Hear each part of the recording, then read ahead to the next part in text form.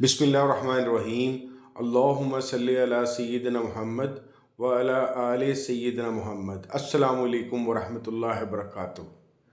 ले जी, करते करते हम आज चौथी एपिसोड पे पहुंच गए हैं, जिसके अंदर हम एक क्विक सा रिव्यू लेंगे कि आखिर ये चैट जीपीटी, बेंग, बार्ड और ग्रामरली का जो एआई का सॉफ्टवेयर है, इसका मुख्तसर तरीन तारुफ या इंट्रोडक्शन कैसे कराया जा सकता है।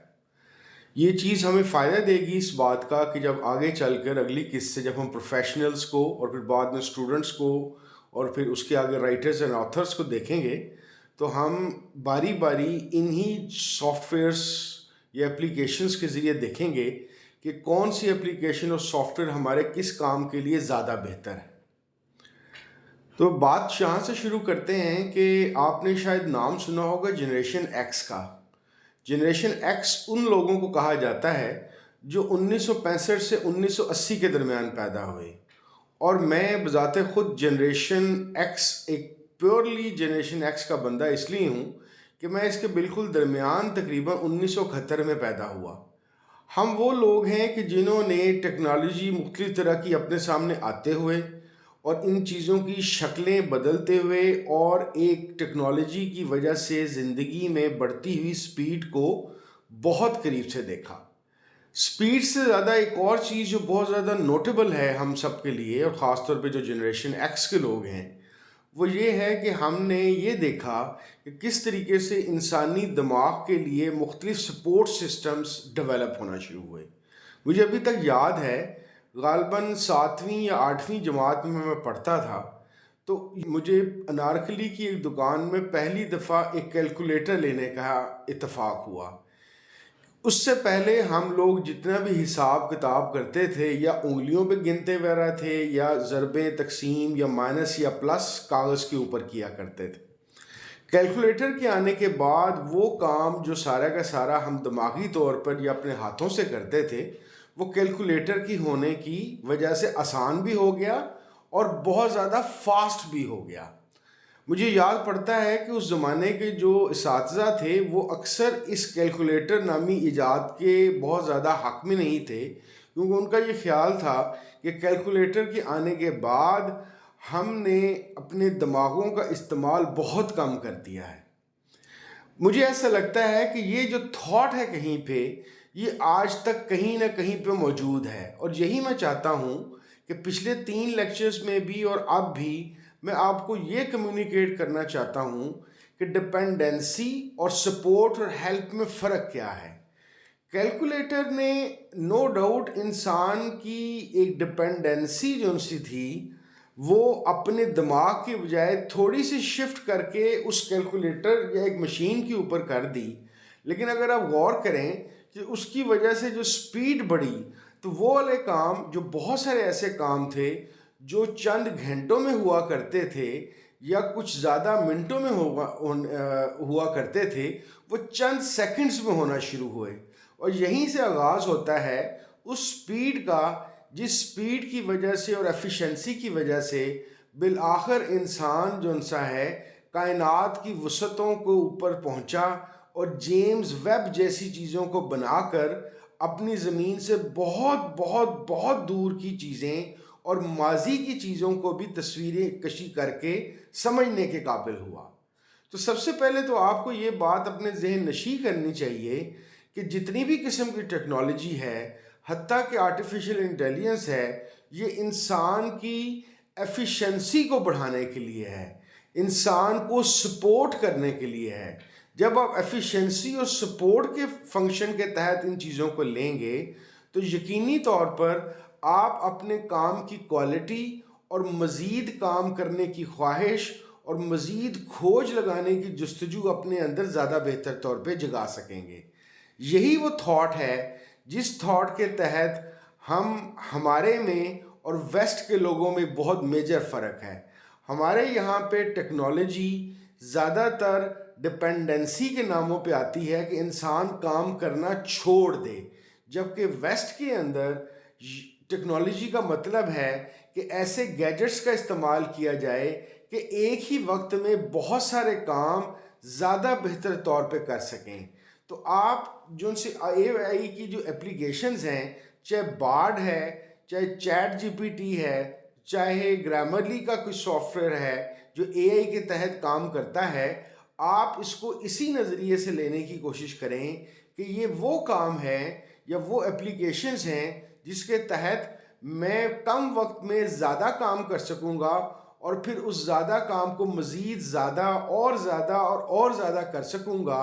यानी कि हमारी एक साल की जो मेहनत है, जब आपकी वो एक दिन पे आ जाएगी, तो उसका मतलब ये है कि आपके पास 364 मज़ीद दिन होंगे काम के मयार को बहुत बेहतर बनाने के लिए और मज़ीद अपनी जस्तजू की प्यास को बुझाने के लिए।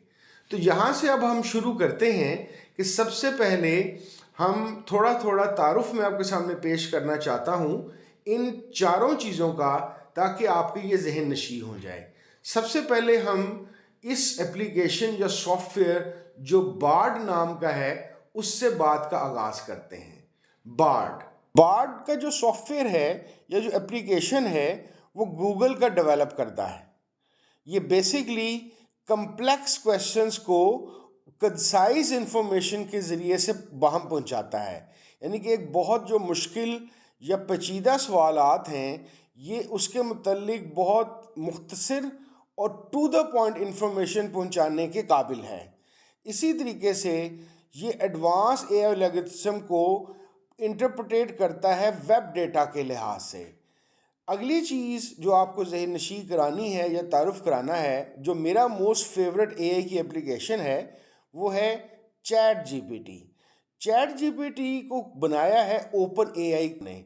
ये चीज़ ख़ास इस वजह से है कि स्पेशलाइज है इंसान की तरह के टेक्स्ट के रिस्पॉन्स देने की।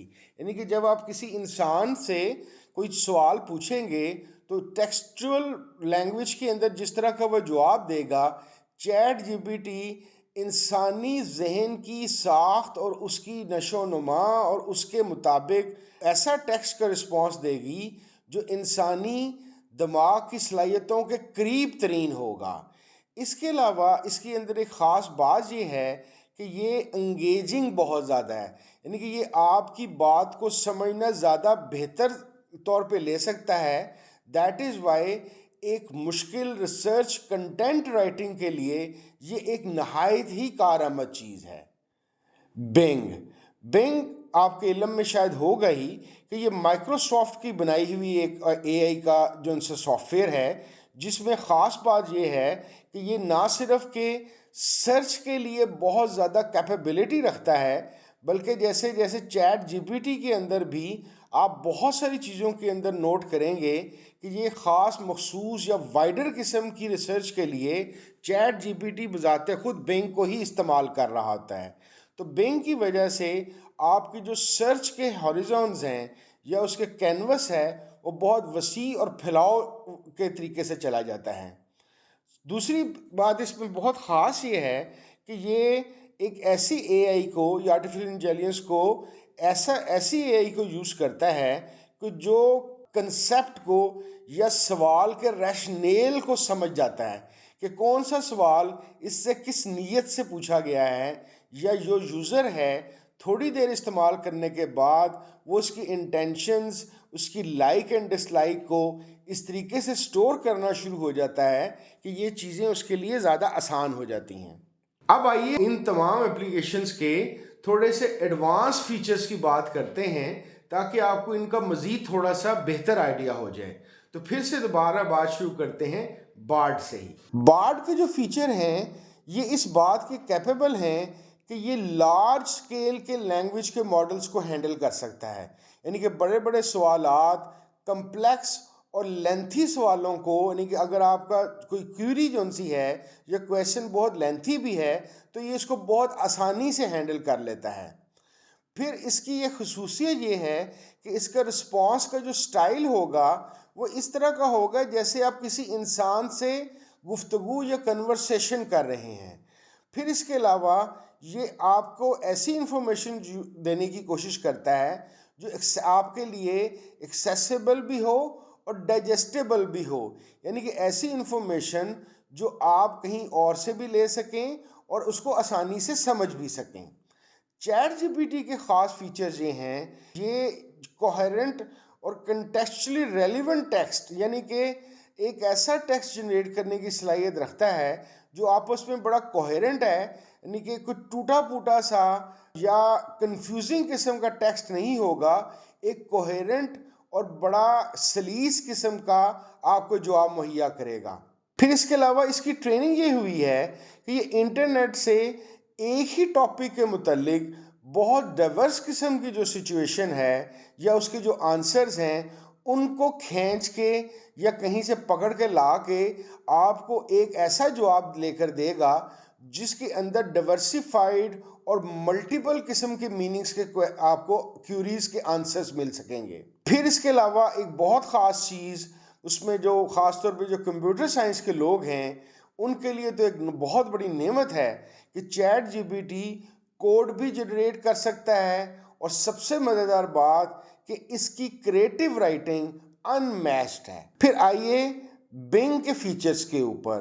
बिंग का जो फीचर है वो इंटीग्रेट करता है एआई को रिफाइंड सर्च रिजल्ट के साथ, यानी कि इसकी जो सी सर्च की कैपेबिलिटी है billions and billions of internet के पेजेस या डाटा से नहायत फास्ट है और इसके अलावा डाइवर्सिफाइड किस्म की इंफॉर्मेशन भी ये सेकंड्स में लाकर उसको एक जगह पे कलेक्ट कर देने की या जमा कर देने की बहुत आला सलाहियत रखता है। फिर इसके अलावा ये नेचुरल जो लैंग्वेज है, यानी कि जो आपकी सादा ज़ुबान जिसको कहते हैं, जिसके अंदर कोई फ्लावरी अंग्रेज़ी नहीं है या सलीस उर्दू नहीं है, ये उसको भी बहुत आसानी से बहुत बेहतर तरीके से समझ लेता है। फिर इसकी एक और चीज़ ये है कि ये आपके मुताबिक एक बहुत पर्सनलाइज्ड जवाब देगा जिससे लगेगा ये कि ये किसी आम इंसान ने खुद से सोचकर इसको प्रोड्यूस किया है। अब आइए देखते हैं कि इन्हीं सॉफ्टवेयर्स के मुख्तलिफ तरह के इम्पैक्ट्स क्या हैं। तो वहीं से दोबारा से बार्ड से ही स्टार्ट लेते हैं। बार्ड जो सा है ये कम्प्लेक्स इंफॉर्मेशन को जनरल पीपल के लिए या जनरल पब्लिक के लिए ज़्यादा आसानी से मुहैया कर देता है। दूसरी बात इसमें यह है कि इसके अंदर लर्निंग की यानी कि सीखने की और रिसर्च की बहुत कमाल किस्म की एफिशिएंसी है। चैट जीपीटी हमारी इंटरेक्शन विद मशीन्स को ज़्यादा बेहतर तौर पे समझता है, इसी वजह से मशीन और ह्यूमन लाइक या ह्यूमंस की इंटरेक्शन को ये ज़्यादा बेहतर तौर पे प्रेजेंट भी करता है और हैंडल भी कर लेता है। इसी तरीके से ये चैट जीपीटी ख़ास तौर पे जो एजुकेशन से रिलेटेड टॉपिक्स हैं, कस्टमर सर्विस से रिलेटेड टॉपिक्स हैं, क्रिएटिव फील्ड से जो रिलेटेड टॉपिक्स हैं उनके लिए बहुत अच्छा परफॉर्म करता है। बिंग की ख़ास बात यह है कि ये मुख्तलिफ जो सी प्रोसेसिंग है उसको इंफॉर्मेशन को ऑनलाइन बेहतर तौर पे और फौरी तौर पे स्ट्रीमलाइन कर देता है। फिर बिंग जो सा है वो एकेडमिक और प्रोफेशनल रिसर्च के लिए बहुत ही ज़बरदस्त है। आपने देखा होगा कि मैंने ग्रामरली का जिक्र ही नहीं किया। उसकी एक वजह तो ये है, दो ऐसे सॉफ्टवेयर्स या एप्लीकेशंस हैं, एक चैट जीपीटी और एक ग्रामर, जो सादा नॉन पेड में भी अवेलेबल हैं और इनकी अवेलेबिलिटी पेड वर्जन्स के अंदर है। और based on my personal experience with chat GPT and Grammarly, इनके पेड वर्जन्स में नॉर्मल वर्जन से कहीं ज़्यादा, कई गुना ज़्यादा बेहतर कैपेसिटी और डिलीवरी है। ख़ास तौर पे चैट जीपीटी के मुतालिक मैंने ये ख़ास तौर पे नोट किया है क्योंकि मैं पिछले 8-10 माह से इसका पेड वर्जन यूज़ कर रहा हूँ कि चैट जीपीटी को तकरीबन 1 से 2 माह लगते हैं बेस्ड ऑन कि आप उसको कितना इस्तेमाल कर रहे हैं। वो आपकी शख्सियत, आपका प्रोफाइल, आपकी लाइकिंग डिसलाइकिंग, आपका इंटरेस्ट मुख्तलिफ तरह की किन चीज़ों पे है, कौन सी चीज़ों की फील्ड्स की आप ज़्यादा बेहतर तौर पे इल्म रखते हैं, कहाँ पे आप वीक हैं, आप किन क्यूरीज का ज़्यादा इस्तेमाल करते हैं, ये बहुत आसानी से ना सिर्फ के स्टोर कर लेता है बल्कि आपके मिजाज और आपकी कैपेसिटी के मुताबिक आपको रिस्पॉन्स देना शुरू कर देता है। तो ये बिल्कुल है, तो ये बज़ाहिर एआई वाला सॉफ्टवेयर कि आर्टिफिशियल इंटेलिजेंस वाला है, लेकिन मुझे इसको इस्तेमाल करने से, आपने अगर पिछला लेक्चर गौर से सुना हो तो उसके अंदर एक जिक्र हुआ था एजीआई, आर्टिफिशियल जनरल इंटेलिजेंस, जिसके अंदर ये कहा जाता है कि जब ये आ जाएगा तो ये बिल्कुल ह्यूमन कॉग्निशन की तरह से परफॉर्म करेगा। मेरा गुमान, मेरा शक ये है कि चैट जीपीटी के अंदर कहीं ना कहीं या तो एजीआई मौजूद है या एजीआई जैसा कोई स्टेप, यानी कि ये सादा एआई से ऊपर की चीज़ है, क्योंकि इसकी जो लर्निंग है about your own personality and your own liking and disliking, मैंने अमेजिंगली ज़बरदस्त पाई है। रह गया ग्रामरली। ग्रामरली के भी दो वर्जन्स हैं, एक सादा एक पेड। ग्रामरली बेसिकली एक राइटर्स के लिए या राइटिंग के लिए एक सॉफ्टवेयर है, जिसकी जो मेरे ख्याल में सबसे महंगा जो पेड अगर कोई एआई का सॉफ्टवेयर है वो यही है जो मेरे नॉलेज में है। चैट जीपीटी का पेड सिर्फ $20 महाना है, जबकि ग्रामरली है ये कुछ $125 से लेकर $150 ईयरली है। लेकिन ये वर्थली इसलिए है कि ना सिर्फ ये आपकी अंग्रेजी की ग्रामर, आपकी पंक्चुएशन चेक करता है, बल्कि प्लेजरिज्म भी चेक करके बता देता है और आपको मौका देता है कि आप प्लेजरिज्म को हैंडल कर लें। लेकिन इससे भी बड़ी चीज़ जो इसके पास मौजूद है किसी भी राइटर या ऑथर के लिए, वो इसका एआई का वो सॉफ्टवेयर है जिसके अंदर जो एक बड़ी यूनिक चीज़ इसके पास है कि किसी भी आइडिया को आपके साथ ये बाकायदा डिस्कस कर सकता है, मुख्तलिफ एस्पेक्ट्स लेकर आ सकता है, मुख्तलिफ उसकी जो सी शाखें हैं या मुख्तलिफ जो सी उसके अंदर से सब थ्योरीज निकल सकती हैं, वो आपके साथ बाकायदा आपको देगा भी, डिस्कस भी करेगा। तो ये समझ लीजिए कि किसी भी राइटर और ऑथर के लिए एक पूरी की पूरी टीम उसके लिए बैठी होगी। तो ये था आज के लिए एक मुख्तसर सा, मैंने थोड़ा थोड़ा तारुफ आपके सामने पेश करने की कोशिश की। हम आगे चलकर अगले लेक्चर से प्रोफेशनल्स को दोबारा शुरू करेंगे। प्रोफेशनल्स के लिए मैंने ये सोचा हुआ है कि मैं एक तो जनरल प्रोफेशनल्स के मुतल्लिक बात करूंगा कि जो तकरीबन हर प्रोफेशनल्स को ज़रूरत पड़ती है, और इसके साथ साथ डिजिटल बिजनेस के ऊपर, और ख़ास तौर पे डिजिटल बिजनेस के अंदर ई कॉमर्स वालों को ये कैसे फ़ायदा देती है, यही चारों सॉफ्टवेयर और कौन सा ज़्यादा बेहतर है और किस तरह से इसको इस्तेमाल करना चाहिए, हम उसके मुतालिक बात करेंगे। यही चीज़ हम स्टूडेंट्स पे लेके चलेंगे, और यही चीज़ आखिरी के से पहले जो सेकंड लाग एपिसोड या लेक्चर होगा वो राइटर्स और ऑथर्स के लिए होगा। उम्मीद है कि हमारा साथ इंशाल्लाह ताला जारी रहेगा। मेरी आपसे फिर एक दफ़ा बहुत मुअद्दबाना गुजारिश है कि बराए मेहरबानी आप लेक्चर ज़्यादा से ज़्यादा बाकायदगी से देखें, सुने, समझें। जो समझ ना आए व्हाट्सएप ग्रुप के दिए हुए नंबर 031117 पे आप मुझे टेक्स्ट के ज़रिए रब्ता करके चीज़ों को समझ भी सकते हैं। लेकिन प्लीज़ लेक्चर पूरा सुनिए, पूरा देखिए, क्योंकि हो सकता है अगर आपने कोई एक पार्ट देखा, आपके जहन में कुछ सवाल आए हों तो किसी दूसरे पार्ट में उसका जवाब मौजूद हो, या एक पार्ट सिर्फ एक लिमिटेड चीज़ बता रहा हो, असल बात या फैली हुई बात जो सी है अगले पार्ट्स में हो। तो ये बहुत ज़रूरी है कि बराए मेहरबानी आप लेक्चर्स को पूरा सुनिए। इंशाल्लाह ताला नेक्स्ट लेक्चर के अंदर हम प्रोफेशंस को शुरू कर रहे हैं। बहुत शुक्रिया। अस्सलाम वालेकुम वरहमतुल्लाहि वबरकातुहू।